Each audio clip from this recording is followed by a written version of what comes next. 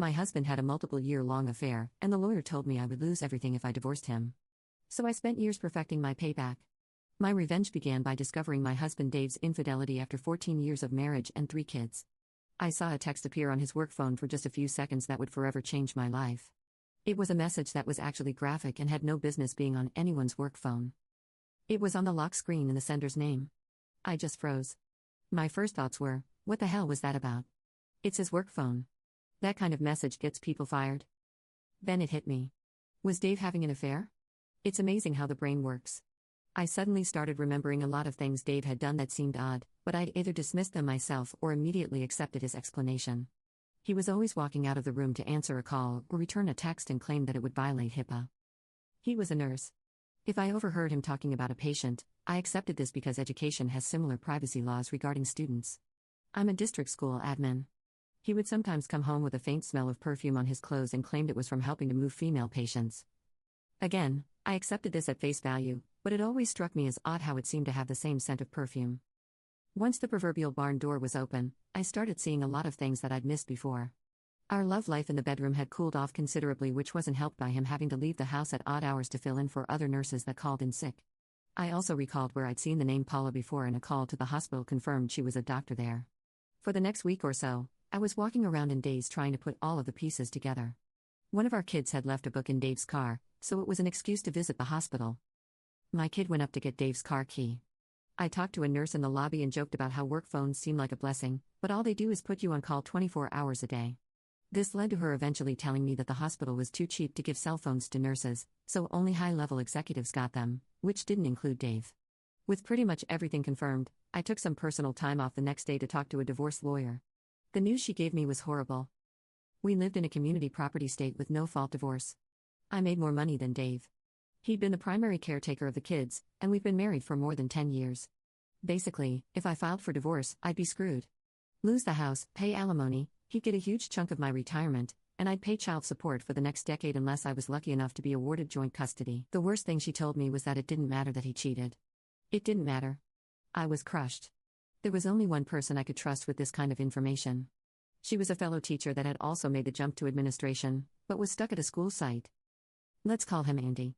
Andy had been married at 19, but his marriage was annulled when his wife got pregnant from another man. Since then, he'd focused on his career, and we'd found we were kindred spirits in a lot of ways regarding K-12 education. I talked to Andy. He said something to me that changed my whole mindset. If you don't like the hand you're dealt, change the deck. I realized I had 2 problems. I made more money than Dave, and he had more time than me to be the primary caretaker of the kids. The second issue was actually kind of easy. At every district office, there are jobs that are fast tracks to higher positions, and there are jobs that administrators suffer through. One of these dead-end regulatory positions was open again. I sat down with our district superintendent and asked about being transferred to that position. At first, he was shocked, but I told him that it was my time to take one for the team and it would fill a hole in my admin experience. He agreed. It was really just crunching numbers with no personnel or student interaction, so I could set my schedule, even take a laptop home and work there. With my new free time, I began taking the kids to school, picking them up from school, and taking them home. I'd help them with their homework, make dinner. Goal was to become their primary caretaker. I can't explain how much I really enjoyed taking a more active role in their day-to-day lives. My salary hadn't been reduced, so I needed to find a way for Dave to make a lot more money than he was in his current nursing position. I remember Dave being mad that his supervisor told him in the future, bachelor degrees will be worthless and everyone will need at least a master's degree. Dave had worked hard to get his bachelor's, and that supervisor's comment peed all over his hard work. I talked him into starting a master's program. I told him that since I had a much more flexible work schedule, I would keep taking care of the kids.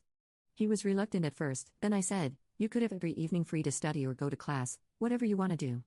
I saw his eyes immediately light up, probably thinking that he could spend more time with Paula. To make sure he was actually completing his master's courses, I paid his tuition and fees directly to his university. It was going to take him between 2 to 3 years to finish. Those years were rough at times. I could tell every time he was rushing off or coming back from seeing Paula. There was an excitement or sense of satisfaction in his eyes that just wasn't there when he was doing his coursework. I had to either smile or pretend I didn't notice. My temper got short at times, and I found myself in arguments over petty nonsense. A couple of times I almost blew the whole charade, having to bite my tongue and apologize rather than scream insults at him that he deserved, and remained my confidant through all of this. I'd recommended him for my previous fast-track position, and he joined me at the district office. Andy was qualified, hardworking, ambitious, and only needed his foot in the door to impress the higher-ups. I even got a few pats on the back for recommending him after he impressed everyone. Andy and I started our own affair. It wasn't some hot-blooded passionate romance, but two friends giving each other what they need. Without Andy, I wouldn't have been able to maintain the charade of being the oblivious cuckold. But when Dave would come home smiling after spending time with Paula, I was able to bear it, smiling back because I had my own lover. After 3.5 years, Dave completed his master's and was promoted at his hospital. His salary went up substantially and was now higher than mine. When the kids and I made him a congratulations dinner, I made a joke about him being the breadwinner for the family. With these new facts, he drafted the petition and filed it. When the kids were with my mother, I had Dave served. The deputy knocked on our front door and I let him in, pointing at my husband. He asked his name and then handed him a copy of the divorce petition. With the deputy standing there, I told Dave I wanted a divorce.